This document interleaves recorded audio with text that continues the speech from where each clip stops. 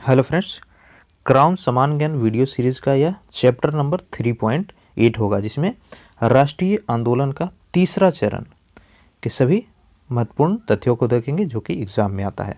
ठीक है, तो चलिए शुरू करते हैं। सबसे पहले महात्मा गांधी के बारे में देखिए।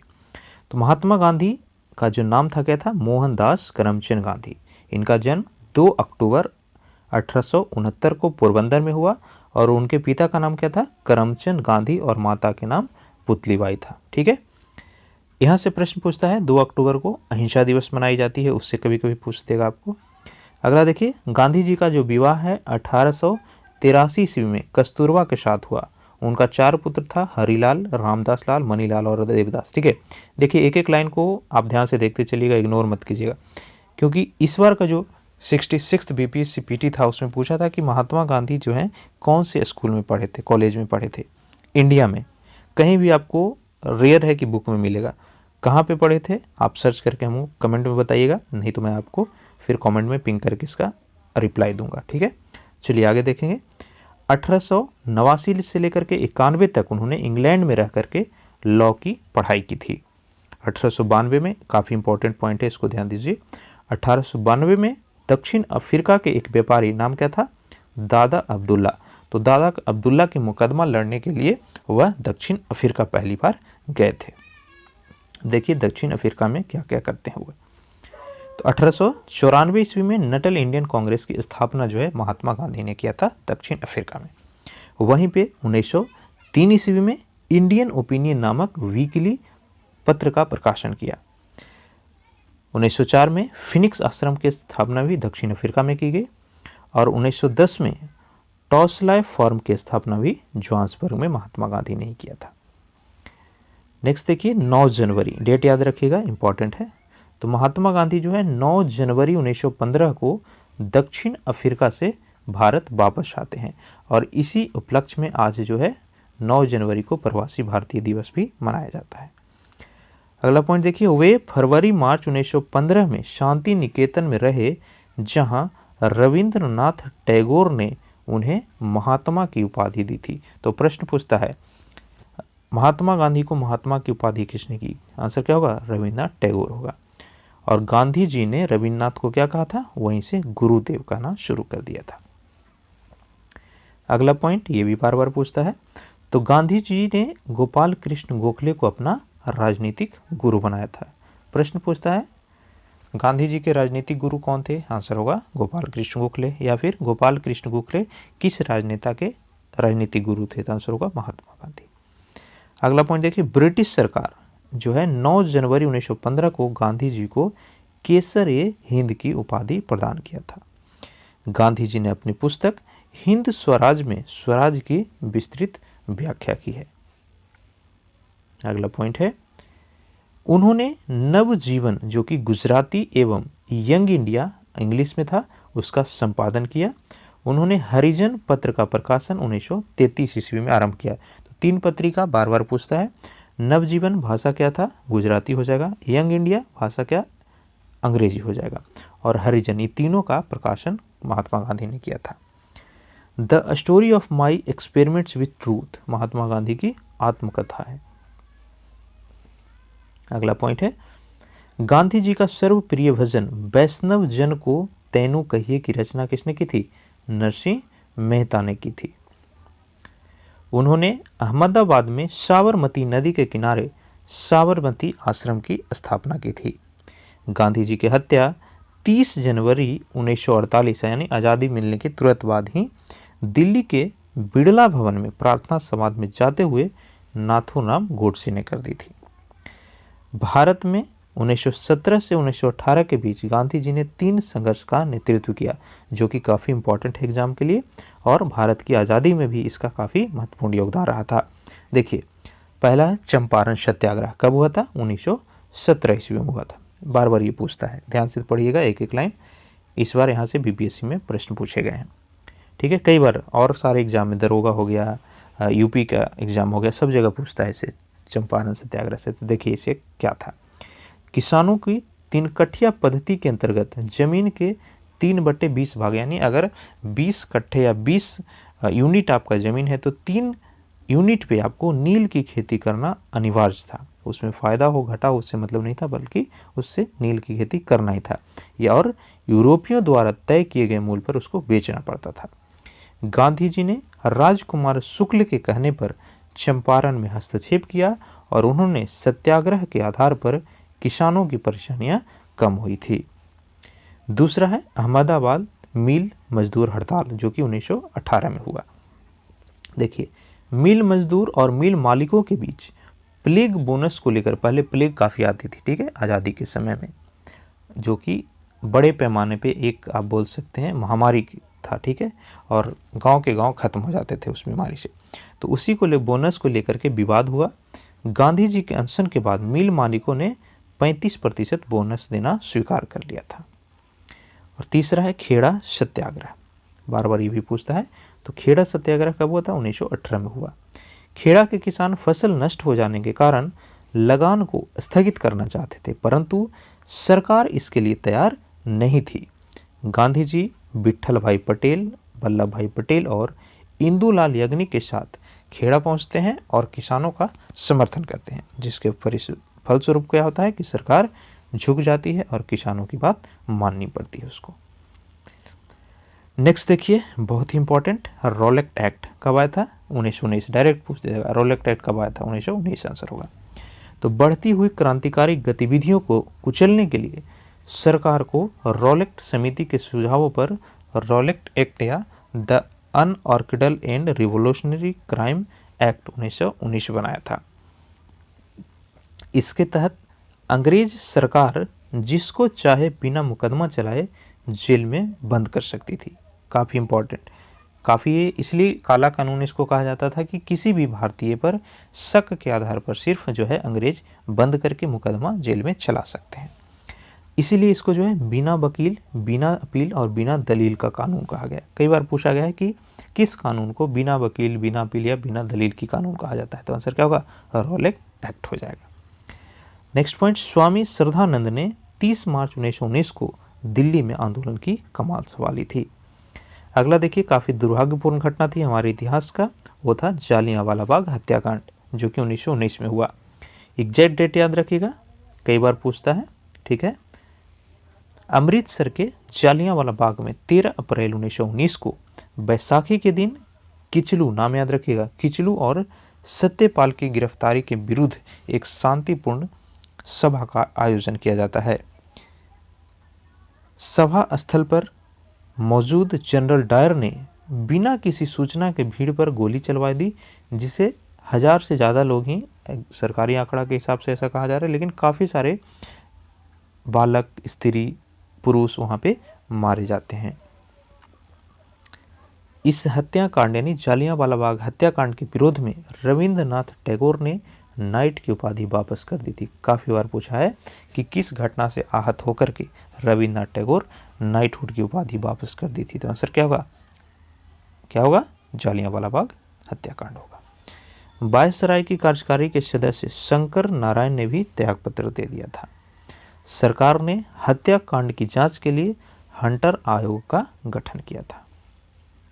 अगला देखिए, खिलाफत आंदोलन क्या था?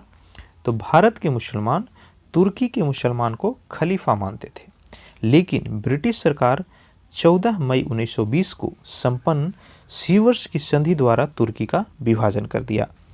उसके बाद क्या होता है? इंपॉर्टेंट लाइन, 17 अक्टूबर, डेट याद रखिएगा, 17 अक्टूबर 19 को जो है खिलाफत दिवस मनाया जाता है। फिर 23 नवंबर 1919 को दिल्ली में खिलाफत आंदोलन का अधिवेशन हुआ, जिसके अध्यक्ष किसने थे? महात्मा गांधी बनाए गए थे। 9 जून 1920 को इलाहाबाद में हुई हिंदू मुस्लिम नेताओं की संयुक्त बैठक में असहयोग आंदोलन को चलाए जाने का निर्णय लिया जाता है। एक और प्रश्न पूछता है कई बार इससे आपका खिलाफत आंदोलन से, कि किसको महात्मा गांधी ने कहा कि यह हिंदू और मुसलमान के बीच दोस्ती भाईचारा का एक ऐसा समय है जो कि अगले 100 वर्षों में भी नहीं होगा? खिलाफत आंदोलन को ही कहते। अगला देखिए, असहयोग आंदोलन, जो कि 1920 से 1922 तक चलती है। असहयोग आंदोलन चलाए जाने का निर्णय सितंबर 1920 में लाला लाजपत राय की अध्यक्षता में कलकत्ता के विशेष अधिवेशन में लिया गया। महात्मा गांधी ने असहयोग प्रस्ताव स्वयं पेश किया था। 1920 के नागपुर अधिवेशन में असहयोग आंदोलन चलाने का प्रस्ताव पारित हुआ। काफी बार पूछेगा, इंपॉर्टेंट है, ठीक है। असहयोग आंदोलन चलाने का प्रस्ताव कांग्रेस के किस अधिवेशन में पारित हुआ था? 1920 का नागपुर अधिवेशन आंसर होगा। अध्यक्ष कौन थे? विजय राघवाचार्य थे तथा असहयोग के प्रस्ताव को CR दास ने प्रस्तुत किया था। नेक्स्ट पॉइंट, गांधी जी द्वारा असहयोग आंदोलन 1 अगस्त 1920 को शुरू किया गया। इसी दिन तिलक यानी बाल गंगाधर तिलक की मृत्यु हो जाती है। तिलक स्मारक के लिए तिलक स्वराज कोष की स्थापना की गई थी। गांधी जी ने ब्रिटिश शासन द्वारा दी गई उपाधियां केसरीय हिंद, जुल्लू युद्ध पदक एवं बुवर पदक सभी के सभी जो है लौटा दिए थे। जमुना लाल बजाज ने राय बहादुर की उपाधि भी लौटा दी थी। विदेशी वस्तुओं की होली जलाए जाने को रविन्द्रनाथ टैगोर ने निष्ठुर बर्बादी की संज्ञा दी थी। अगला देखिए चौरी चौरा कांड, ये भी काफी बार पूछा गया है प्रश्न में।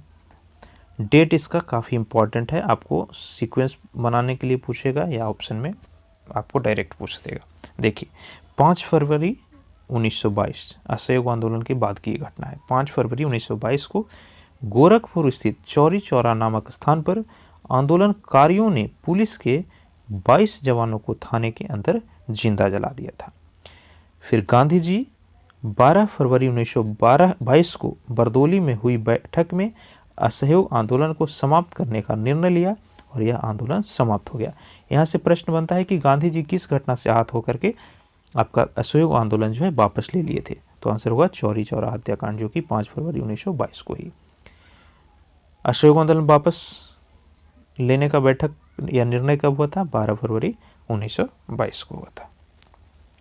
उसके बाद देखिए 10 मार्च 1922 उसको जो है गांधी जी को असंतोष फैलाने के लिए गिरफ्तार कर लिया जाता है और 6 वर्षों तक कैद की सजा सुनाई जाती है। अगला है स्वराज पार्टी। तो असहयोग आंदोलन की समाप्ति के बाद कांग्रेस में एक नई विचारधारा ने जन्म लिया, जिसके सूत्रधार थे मोतीलाल नेहरू और CR दास। इन्हें परिवर्तनवादी भी कहा गया, ठीक है। पूछते हैं कि निम्न में से किनको परिवर्तनवादी कहा गया? तो आपका आंसर होगा मोतीलाल नेहरू और CR दास, क्योंकि ये विधानमंडल में प्रवेश करके आंदोलन को आगे बढ़ाना चाहते थे और इसी पर्पज से स्वराज पार्टी का स्थापना किया गया था। वहीं दूसरी तरफ अपरिवर्तनवादी, जिनमें श्री राजगोपालचारी थे, डॉक्टर राजेंद्र प्रसाद, वल्लभ भाई पटेल सभी शामिल थे और इनका कहना था कि हम विधानमंडल में प्रवेश नहीं करेंगे। अगला देखिए इंपॉर्टेंट, कांग्रेस के 1922 के गया अधिवेशन के अध्यक्ष कौन थे? CR दास थे। ये भी पूछा गया है कई बार। तो उसमें मोतीलाल नेहरू और CR दास ने कांग्रेस से त्यागपत्र दे दिया और मार्च 1923 को इलाहाबाद में कांग्रेस खिलाफत स्वराज पार्टी की स्थापना की थी, जिसके अध्यक्ष कौन थे? CR दास। पूछता है कि स्वराज पार्टी के अध्यक्ष, तो आंसर होगा CR दास। सचिव महासचिव कौन थे? तो ये मोतीलाल नेहरू बने थे। अगला पॉइंट देखिए, नवंबर 1923 के चुनावों में स्वराज पार्टी ने केंद्रीय विधानमंडल में 101 सीट में से जो है 42 सीटों पर कब्जा यानी जीत हासिल कर लेता है।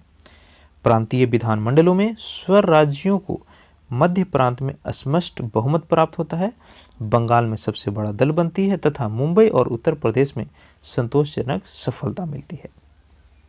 स्वराज्यों की एक और बड़ी उपलब्धि थी कि 1925 में विट्ठल भाई पटेल को केंद्रीय विधानमंडल का अध्यक्ष चुना जाता है। नेक्स्ट देखिए 16 जून, कब? 16 जून 1925 में CR दास की मृत्यु के बाद स्वराज पार्टी जो है कमजोर हो जाती है। अगला देखिए क्रांतिकारी आंदोलन का दूसरा चरण, जो आपका है 1924 से 1934 तक चला था। तो अक्टूबर 1924 में सचिंद्रनाथ सन्याल, जोगेश चटर्जी एवं राम प्रसाद बिस्मिल ने कानपुर में हिंदुस्तान रिपब्लिकन एसोसिएशन की स्थापना की। तो यहाँ से पूछता है हिंदुस्तान रिपब्लिकन एसोसिएशन यानी HRA के संस्थापक कौन कौन थे? कौन कौन हो गए? सचिंद्र सन्याल, जोगेश चटर्जी और राम प्रसाद बिस्मिल। कहाँ पर? कानपुर में हुई थी। इस संस्था ने 9 अगस्त 1925 को लखनऊ के काकोरी नामक स्थान पर 8 डाउन ट्रेन पर डकैती डाली और सरकारी खजाने को लूट लिया, जिसको काकोरी कांड कहा जाता है। यहाँ से प्रश्न पूछता है काकोरी कांड कब हुआ था? आंसर क्या होगा? 9 अगस्त 1925 हो जाएगा। इस घटना में यानी काकोरी घटना में राम प्रसाद बिस्मिल, अशफाक उल्लाह, रोशन लाल और राजेंद्र लाहिड़ी इन सबों को फांसी दी जाती है और चंद्रशेखर आज़ाद जो है भागने में सफल रहते हैं। 1928 में दिल्ली के फिरोज शाह कोटला मैदान में हिंदुस्तान सोशलिस्ट रिपब्लिकन एसोसिएशन की स्थापना की गई। इसके संस्थापक थे भगत सिंह, सुखदेव, भगवती वोहरा और चंद्रशेखर आज़ाद। फिर देखिए 1928 में साइमन कमीशन आती है। तो 1928 में साइमन कमीशन का विरोध करते समय पंजाब केसरी, किनका नाम था पंजाब केसरी? लाला लाजपत राय का उपनाम था। ठीक है, तो पंजाब केसरी की राय जो है लाला लाजपत राय, उनकी पिटाई के कारण मृत्यु हो जाती है। भगत सिंह, राजगुरु और चंद्रशेखर ने इसका बदला लेने के लिए सॉन्डर्स की हत्या कर दिया था। भगत सिंह और बटुकेश्वर दत्त ने 8 अप्रैल, डेट याद रखिएगा, 8 अप्रैल 1929 को दिल्ली के केंद्रीय विधानमंडल में जिस समय पब्लिक सेफ्टी बिल और ट्रेड डिस्प्यूट बिल पर बहस चल रही थी, उसी समय बम फेंका और इस समय भगत सिंह ने इनकलाब जिंदाबाद का नारा दिया। मोहम्मद इकबाल ने अपनी पुस्तक बंग ए दर्रा में इनकलाब शब्द का प्रयोग किया था। फिर देखिए 23 मार्च 1931 क्या होते हैं? तो 23 मार्च 1931 को लाहौर षड्यंत्र केस में जो है भगत सिंह, सुखदेव और राजगुरु को फांसी दे दी जाती है। 27 फरवरी 1931 को इलाहाबाद के अल्फ्रेड पार्क में पुलिस के मुठभेड़ के दौरान चंद्रशेखर आज़ाद जो है, जब आखिरी गोली बजता है तो स्वयं को गोली मार करके हत्या कर लेते हैं। अगला देखिए बंगाल में सूर्यसेन ने इंडियन रिपब्लिकन आर्मी की स्थापना की। ये पूछेगा आपको, इंडियन रिपब्लिकन आर्मी के संस्थापक बंगाल में तो ये थे सूर्यसेन। तो इन्होंने 18 अप्रैल 1930 को चटगांव पुलिस शस्त्रागार पर कब्जा किया। यह चटगांव शस्त्रागार कांड कहलाता है। कुछ समय बाद सूर्यसेन को भी जो है फांसी दे दी जाती है। सचिंद्र सन्याल ने बंदी जीवन एवं भगवती चरण बोहरा ने फिलॉसफी ऑफ बॉम्ब की रचना की थी। बीना दास ने 1932 में विश्वविद्यालय के दीक्षांत समारोह में गवर्नर पर गोली चलाई थी। अगला देखिए साइमन कमीशन। साइमन कमीशन पूछता है कब आया? 1927 होगा, लेकिन साइमन कमीशन वापस कब आया? तो 1928 होता है। ठीक है, देखिए क्या था साइमन कमीशन। तो साइमन कमीशन का गठन किया जाता है 8 नवंबर 1927 को जॉन साइमन की अध्यक्षता में। इसके सभी सदस्य ब्रिटिश संसद के अंग्रेज थे और इसीलिए साइमन कमीशन को श्वेत कमीशन भी कहा गया है। इस कमीशन ने 27 मई 1930 को अपनी रिपोर्ट प्रकाशित की थी। अगला है नेहरू रिपोर्ट, जो कि 1928 में आया। तो भारत सचिव लॉर्ड वर्केन हेड ने भारतीयों को यह चुनौती दी कि वे एक ऐसा संविधान बनाएं जो सभी दल को मंजूर हो। इस परिप्रेक्ष्य में मोतीलाल नेहरू की अध्यक्षता में 9 सदस्यीय समिति बनाई गई थी और यह रिपोर्ट 10 अगस्त 1928 को प्रस्तुत किया गया। इसमें 19 मूल अधिकारों को प्रतिपादित किया गया था। वर्तमान में मूल अधिकार कितने हैं? कमेंट में बताइए। आप पॉलिटी पढ़े होंगे तो वर्तमान समय में भारत के नागरिकों को कितने मौलिक अधिकार प्राप्त हैं, कमेंट में बताना है आपको। ठीक है, चलिए आगे बढ़ते हैं। लाहौर अधिवेशन काफ़ी फेमस अधिवेशन था, इम्पॉर्टेंट था। भारतीय राष्ट्रीय कांग्रेस का यह अधिवेशन। देखिए लाहौर अधिवेशन के दौरान रावी नदी के तट पर 31 दिसंबर 1921 की आधी रात को जवाहरलाल नेहरू ने तिरंगा झंडा फहराया था। ठीक है, कब? 31 दिसंबर 1929 को। 26 जनवरी 1930 को आधुनिक भारत के इतिहास में प्रथम स्वतंत्रता दिवस के रूप में मनाया गया था। इसके साथ ही पूर्ण स्वराज का भी प्रस्ताव लाहौर अधिवेशन में ही पास हुआ था। अगला है सविनय अवज्ञा आंदोलन। तो फरवरी 1930 में साबरमती आश्रम में हुई कांग्रेस की बैठक में सविनय अवज्ञा आंदोलन शुरू करने की बागडोर गांधी जी के हाथ में सौंप दी गई थी। गांधी जी ने यंग इंडिया के माध्यम से वायसराय के समक्ष 11 सूत्री मांगे रखी। अगला देखिए दांडी यात्रा, इससे बार बार प्रश्न आता है, इस बार भी प्रश्न आया था कि दांडी यात्रा कितने दिनों तक चली, इस बार पूछा गया था आपका 66 पीपीसी में। देखिए तो गांधी जी ने 12 मार्च 1930 को 78 अनुयायियों के साथ साबरमती आश्रम से दांडी तक 375 किलोमीटर की यात्रा की और 6 अप्रैल 1930 को दांडी में नमक कानून का उल्लंघन किया और देश भर में यह आंदोलन शुरू हो गया था। तमिलनाडु में सी राजगोपालचारी ने तिरुचिरापल्ली में से वेदारण्यम तक नमक यात्रा की थी। पश्चिम उत्तर में देखिए तो सीमा प्रांत में आंदोलन का नेतृत्व खान अब्दुल गफर खान यानी फ्रंटियर गांधी इनको कहा जाता है, सीमांत गांधी, तो इन्होंने किया था। उनके नेतृत्व में खुदाई खिदमतगार या लाल कुर्ती आंदोलन चलाया गया। उन्होंने पख्तून नामक पत्रिका का प्रकाशन किया था।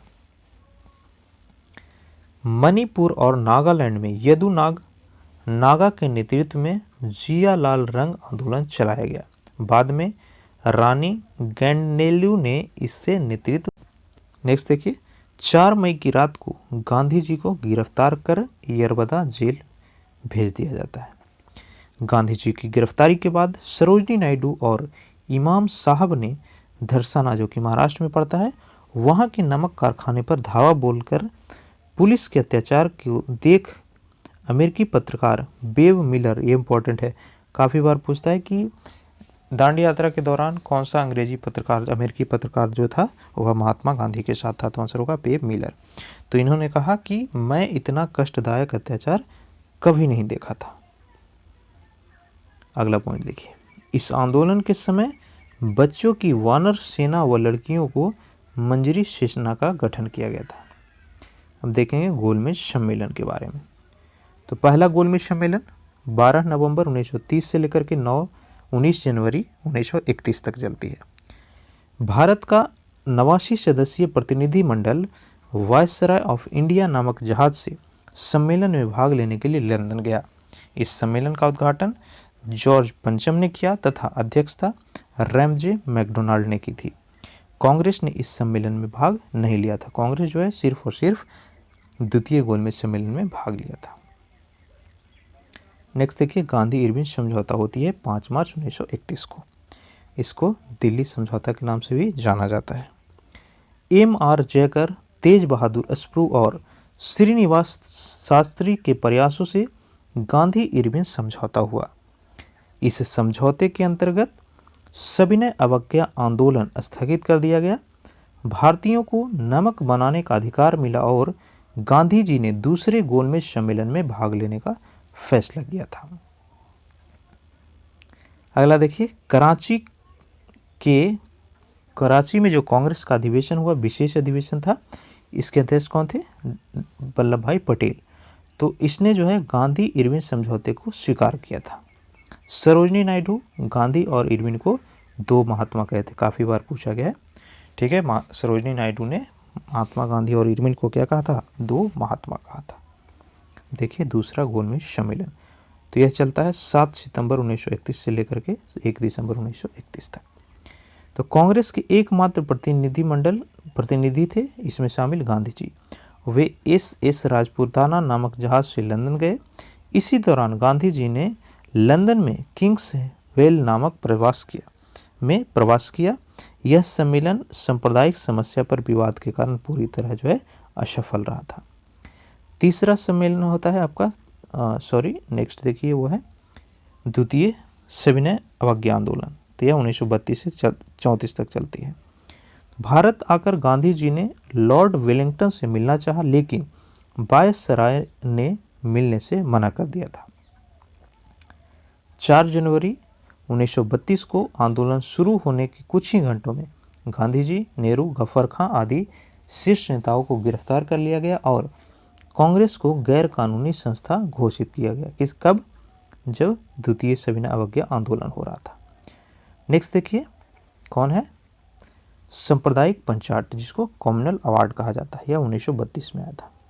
तो ब्रिटिश प्रधानमंत्री मैकडोनाल्ड ने 16 अगस्त 1932 को सांप्रदायिक पंचायत की घोषणा की। इसमें पृथक निर्वाचन पद्धति को दलित वर्गों पर भी लागू किया गया। यानी 1919 1909 में जो लाया गया था आपका पृथक निर्वाचन प्रणाली मुस्लिमों के लिए, उसको 1932 में सांप्रदायिक पंचायत के तहत एक्सटेंड कर दिया जाता है और दलित वर्गों पर भी उसको लागू कर दिया जाता है। फिर देखिए पूना समझौता 1932 में होती है। तो सांप्रदायिक पंचायत के विरुद्ध गांधी जी ने यरबदा जेल में 20 सितंबर 1932 को आमरण अनशन शुरू कर दिया। नेक्स्ट देखिए मदन मोहन मालवीय, राजगोपालचारी, डॉक्टर राजेंद्र प्रसाद के प्रयासों से महात्मा गांधी व भीमराव अंबेडकर के बीच 26 सितंबर 1932 को पूना समझौता होता है। इस समझौते के अंतर्गत प्रांतीय विधान मंडलों में दलित वर्गों के लिए 71 की जगह 147 सीट आरक्षित कर दी गई और केंद्रीय विधानमंडल में दलित वर्ग के लिए 48% सीटें आरक्षित थी। अगला है तीसरा गोलमेज सम्मेलन और ये लास्ट गोलमेज सम्मेलन था। ठीक है, तो यह 17 नवंबर 1932 से 24 दिसंबर 1932 तक चलती है। इसमें कुल 46 प्रतिनिधियों ने हिस्सा लिया। कांग्रेस इसमें शामिल नहीं हुआ था। तेज बहादुर स्प्रू, ये बार बार पूछता है, तेज बहादुर स्प्रू और अंबेडकर ये दो ऐसे नेता थे जो कि प्रथम गोलमेज सम्मेलन, द्वितीय गोलमेज सम्मेलन और तृतीय गोलमेज सम्मेलन, ये तीनों में पार्टिसिपेट किए थे। तो काफ़ी बार पूछा जाता है कि निम्न में से कौन से नेता थे जो तीनों गोलमेज सम्मेलन में भाग लिए। तो अगर एक रहेगा, सिर्फ जनरली अंबेडकर ही पूछता है, लेकिन आपको यहाँ पे तेज बहादुर स्प्रू भी याद रखना है। अगला देखिए हरिजनोत्थान और गांधी जी के बारे में। तो गांधी जी ने 1932 में हरिजन कल्याण हेतु अखिल भारतीय छुआछूत विरोधी लीग की स्थापना की थी। उन्होंने हरिजन नामक साप्ताहिक पत्र का प्रकाशन भी किया। उन्होंने 7 नवंबर 1933 में वर्धा से हरिजन यात्रा प्रारंभ की थी। अगला देखिए भारत सरकार अधिनियम 1935, जिससे जो है भारत की संविधान काफ़ी प्रेरित हुई है, वहाँ से काफ़ी चीज़ें ली गई है। तो इस अधिनियम में भारत में संघात्मक शासन व्यवस्था की बात की गई थी। यह अधिनियम अंग्रेजों द्वारा भारत में लागू किया गया अंतिम संवैधानिक प्रयास था। प्रांतीय चुनाव और मंत्रिमंडल देखिए, तो 1935 के अधिनियम के अंतर्गत 1937 में जो है प्रांतीय चुनाव किया जाता है। कांग्रेस का चुनाव चिन्ह क्या था उसमें? पीला बक्सा, याद रखिएगा पीला बक्सा था, हाथ नहीं था। उसको जो है 5 प्रांत में पूर्ण बहुमत प्राप्त हुआ। कौन कौन सा? बिहार, उड़ीसा, मद्रास, मध्य प्रांत और संयुक्त प्रांत। कांग्रेस बम्बई, असम एवं उत्तरी पश्चिमी सीमा प्रांत में सबसे बड़े दल के रूप में उभरी। केवल पंजाब, सिंध और बंगाल में ही कांग्रेस को बहुमत नहीं मिला था। बंगाल में जो है कृषक पार्टी और मुस्लिम लीग की सरकार बनती है। 28 माह के शासन के बाद अक्टूबर 1939 को द्वितीय विश्व युद्ध के कारण कांग्रेस मंत्रिमंडलों को द्वारा त्यागपत्र दे दिया जाता है। इस त्यागपत्र के बाद मुस्लिम लीग ने अंबेडकर के साथ मिलकर 22 दिसंबर, याद रखिएगा डेट, 22 दिसंबर 1939 को मुक्ति दिवस मनाया था। काफ़ी बार पूछता है मुक्ति दिवस, 22 दिसंबर 1939 को।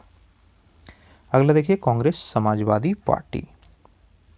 तो आचार्य नरेंद्र देव, जयप्रकाश नारायण और अच्युत पटवर्धन ने 1934 में कांग्रेस समाजवादी पार्टी की स्थापना की थी।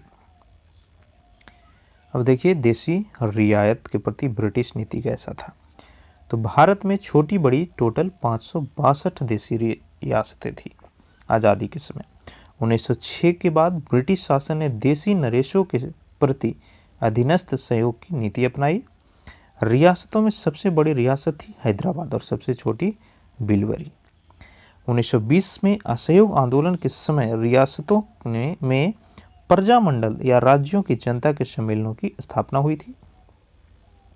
फिर देखिए 1927 में गठित बटलर समिति भारतीय रियासत और भारत सरकार के संबंधों पर विचार करने के लिए बनी होती है। 1931 में अखिल भारतीय राज्य जन सम्मेलन के अध्यक्ष पंडित जवाहरलाल नेहरू बनते हैं। नेक्स्ट देखिए स्वतंत्रता आंदोलन के समय लिखी गई प्रमुख पुस्तकें, काफ़ी इंपॉर्टेंट है, इसका एक सेपरेट वीडियो भी हमने बनाया है। ठीक है, तो जरूर देखिएगा इसको कंप्लीट, बार बार पूछता है। यंग इंडिया महात्मा गांधी हो जाएगा। इंडिया डिवाइडेड इंपॉर्टेंट है, इंडिया डिवाइडेड लेखक थे राजेंद्र प्रसाद। गीतांजलि और गोरा इसके थे रविन्द्रनाथ टैगोर। समाजवादी क्यों, ये लिखा गया था जयप्रकाश नारायण के द्वारा। अनहैप्पी इंडिया लेखक थे लाला लाजपत राय। गीता रहस्य बाल गंगाधर तिलक होगा। नील दर्पण ये भी बार बार पूछता है, नील दर्पण थे दीनबंधु मित्र। अगला है आनंद मठ, ठीक है, तो आनंद मठ के लेखक थे Bankim Chandra Chatterjee. Indian renaissance CF Andrews होगा आंसर। सिपाही मिनिटी इंपॉर्टेंट है, सिपाही मिनिटी यह RC मजमूदार की पुस्तक थी। War of India independence VD Savarkar ने लिखा था। अभ्युदय मदन मोहन मालवीय का बुक है। Song of India Sarojini Naidu. A nation in the making बार बार पूछता है, तो यह सुरेंद्रनाथ बनर्जी ने लिखा था। अगला देखिए फ्रीडम एट मिडनाइट, तो यह लैम्पियर का बुक है। न्यू इंडिया एनी बेसेंट लिखी थी। Poverty and British rule of India बहुत ही इंपॉर्टेंट, बार बार पूछता है। Poverty and British rule of India ये होगा आपका दादा भाई नेहरूजी। इंडियन स्ट्रगल आंसर हो जाए Subhash Chandra Bose. India today Rajani Palme Dutt. Discovery of India India ब्रिड जवाहरलाल नेहरू की बुक थी। इंडिया विंस फ्रीडम्स यह अबुल कलाम आज़ाद के द्वारा लिखा गया था। नेक्स्ट देखिए अल हिलाल, तो यह लिखा था अबुल कलाम आज़ाद ने। भारत विभाजन के गुनाहगार इंपॉर्टेंट है, तो यह राम मनोहर लोहिया के द्वारा लिखी गई। Broken wing Sarojini Naidu. The story of my life comrade, तो यह लिखा गया था मोरारजी देसाई के द्वारा। कॉमरेड के लेखक थे मोहम्मद अली। नेक्स्ट देखिए इंडिया फॉर इंडिपेंडेंस लिखा गया था चित्तरंजन दास के द्वारा। पाथिर देवी शरद चंद्र चट्टोपाध्याय ने लिखा था। सत्यार्थ प्रकाश ये भी बार बार पूछता है, तो यह दयानंद सरस्वती की बुक है। अगला देखिए श्यामलाल ने झंडा गीत की रचना की थी। मोहम्मद इकबाल ने गीत सारे जहां से अच्छा की रचना की। वंदे मातरम ये इंपॉर्टेंट है आपका। वंदे मातरम जो है बंकिम चंद्र चटर्जी की पुस्तक आनंद मठ से लिया गया है। अगला देखिए अगस्त ऑफर अगस्त प्रस्ताव ये 1940 में आया था। तो कांग्रेस ने 1940 के रामगढ़ अधिवेशन में प्रस्ताव पारित किया, यदि भारत सरकार एक अंतरिम राष्ट्रीय सरकार का गठन करे तो कांग्रेस द्वितीय विश्व युद्ध में ब्रिटिश का समर्थन करेगी। यही था अगस्त ऑफर। इस प्रस्ताव के जवाब में लॉर्ड लिलिंथगो ने 8 अगस्त 1940 को अगस्त प्रस्ताव प्रस्तुत किया, जिसमें भारत को डोमिनियन स्टेटस दर्जा देने की बात कही गई थी। अब देखते हैं भारत और पाकिस्तान का जो विभाजन होता है मुस्लिम लीग के द्वारा पाकिस्तान की मांग। कैम्ब्रिज यूनिवर्सिटी में पढ़ने वाला एक मुस्लिम छात्र चौधरी रहमत अली ने 28 जनवरी 1933 को नाउ और नेवर नामक एक पत्र में पृथक पाकिस्तान राज्य की परिकल्पना की थी। मुस्लिम लीग के लाहौर अधिवेशन जो कि 23 मार्च 1940 में पहली बार अलग पाकिस्तान के निर्माण का प्रस्ताव पारित किया। इस सम्मेलन में अध्यक्ष मोहम्मद अली जिन्ना थे। अगला देखिए व्यक्तिगत सत्याग्रह। तो व्यक्तिगत सत्याग्रह जो है 17 अक्टूबर को महाराष्ट्र के पावनगर आश्रम से शुरू हुआ। गांधी जी ने प्रथम सत्याग्रह के रूप में विनोबा भावे को मनोनीत किया, जबकि जवाहरलाल नेहरू जो थे द्वितीय सत्याग्रही बने। इस आंदोलन को दिल्ली चलो सत्याग्रह भी कहा जाता है। नेक्स्ट देखिए क्रिप्स प्रस्ताव, यह 1942 में आता है। तो ब्रिटिश प्रधानमंत्री चर्चिल ने 11 मार्च 1942 को स्टेफर्ड क्रिप्स के नेतृत्व में क्रिप्स मिशन की घोषणा की। इसके अनुसार युद्ध के बाद भारत को डोमिनियन राज्य का दर्जा एवं संविधान निर्मात्री परिषद बनाने का प्रस्ताव था। गांधी जी ने क्रिप्स प्रस्तावों को पोस्ट डेटेड चेक कहा। बार बार पूछता है गांधी जी किसको कहते पोस्ट डेटेड चेक, ये कहते क्रिप्स प्रस्ताव को।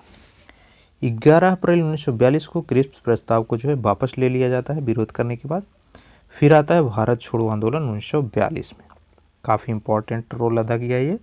तो 14 जुलाई 1942 को अबुल कलाम आज़ाद की अध्यक्षता में वार्धा में कांग्रेस कार्य समिति की बैठक में भारत छोड़ो आंदोलन पर एक प्रस्ताव पारित किया गया।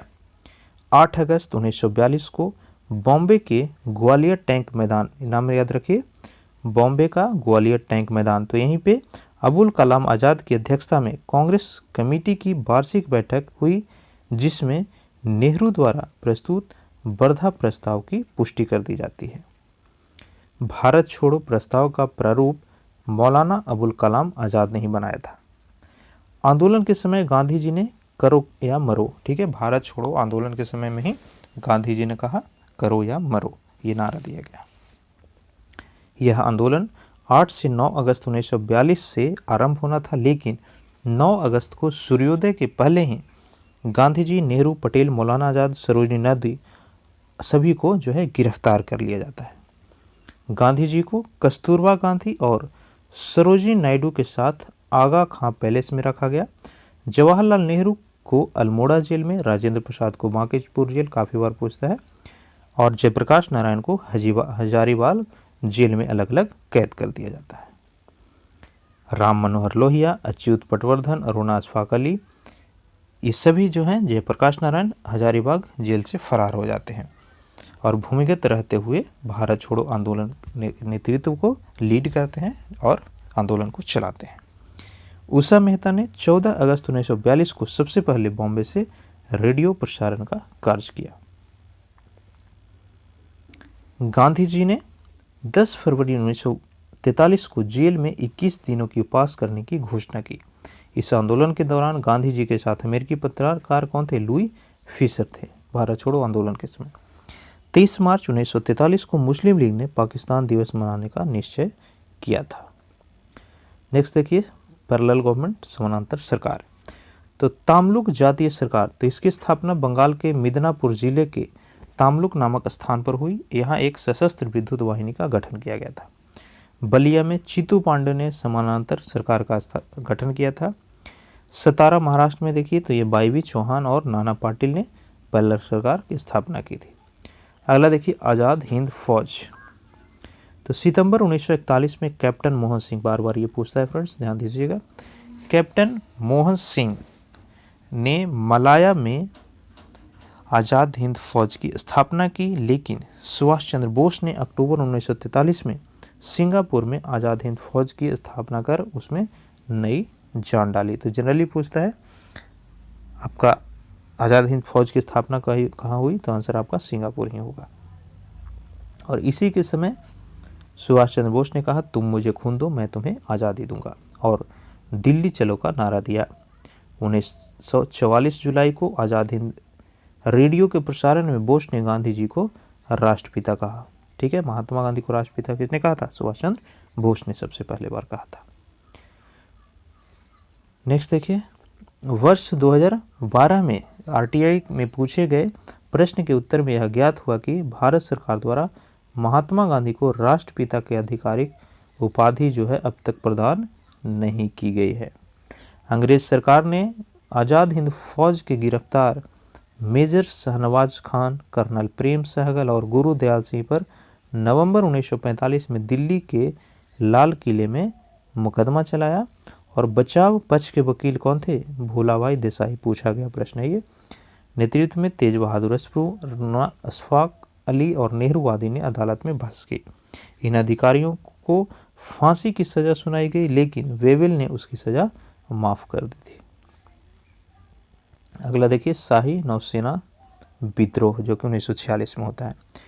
तो HMIS तलवार के भारतीय नौसेना ने अंग्रेजों की भेदभावपूर्ण नीति के विरुद्ध 18 फरवरी 1946 को बॉम्बे में विद्रोह कर दिया।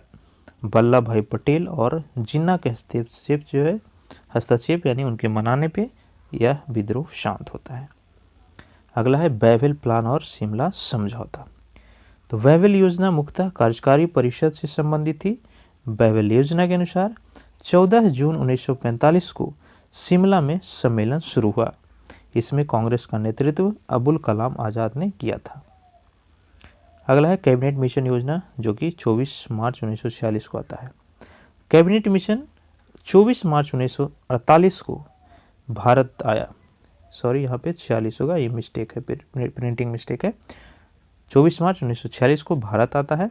सर स्टेफर्ड क्रिप्स, अलेक्जेंडर और पैथिक लॉरेंस इसके सदस्य थे। गांधी जी ने कैबिनेट मिशन का समर्थन किया। कैबिनेट मिशन योजना के अंतर्गत 1946 को संविधान सभा का गठन किया जाता है।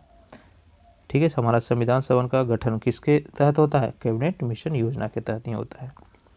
16 अगस्त 1946 को मुस्लिम लीग ने सीधी कार्रवाई दिवस या फिर कई बार पूछा हुआ है डायरेक्ट एक्शन डे कब मनाया गया? 16 अगस्त 1946 को मुस्लिम लीग के द्वारा। 2 अगस्त 1946 को नेहरू की अध्यक्षता में अंतरिम सरकार का गठन हुआ था। डेट याद रखिएगा, 2 सितंबर 1946 को इंटरिम गवर्नमेंट की गठन होती है। अब देखिए इटली घोषणा पत्र जो कि 20 फरवरी 1947 को आया था। तो ब्रिटिश प्रधानमंत्री ने हाउस ऑफ कॉमन्स में 20 फरवरी 1947 को यह घोषणा किया कि अंग्रेज 30 जून 1948 के पहले भारतीयों के हाथ में सत्ता सौंप देंगे। इसके बाद लॉर्ड माउंटबेटन को जो है भारत का नया वायसराय नियुक्त कर दिया जाता है। माउंटबेटन योजना 3 जून 1947 को आता है। देखिए, लॉर्ड माउंटबेटन ने 24 मार्च 1947 को भारत के 34वें और अंतिम गवर्नर जनरल बनकर भारत आए। माउंटबेटन ने 15 अगस्त 1947 को भारतीयों को सत्ता सौंपने का दिन निर्धारित किया। इस योजना को डिकी वर्ड योजना भी कहा जाता है। भारत स्वतंत्रता अधिनियम 1947 देखिए, तो ब्रिटिश संसद ने 18 जुलाई 1947 को भारतीय स्वतंत्रता अधिनियम 1947 पारित किया। 14 अगस्त 1947 को पाकिस्तान और 15 अगस्त 1947 को भारत अस्तित्व में आया। पाकिस्तान के पहले गवर्नर जनरल कायदे आजम मोहम्मद अली जीना बने और लियाकत अली वहाँ के प्रथम प्रधानमंत्री बनते हैं। माउंटबेटन स्वतंत्र भारत का प्रथम गवर्नर जनरल बना और जवाहरलाल नेहरू प्रथम प्रधानमंत्री। स्वतंत्र भारत के पहले और अंतिम गवर्नर जनरल कौन थे? सी राजगोपालचारी, भारतीय अंतिम गवर्नर जनरल। ठीक है, तो ये चैप्टर हमारा कंप्लीट हो गया है। अगर अब तक चैनल पर नए हैं तो नीचे जो लाल बटन होगा सब्सक्राइब करके नोटिफिकेशन को ऑन कर लीजिए। वीडियो अच्छा लगा तो लाइक कीजिएगा, कमेंट करके फीडबैक दीजिए और वीडियो को ज़्यादा से ज़्यादा शेयर जरूर कीजिएगा। Thank you so much.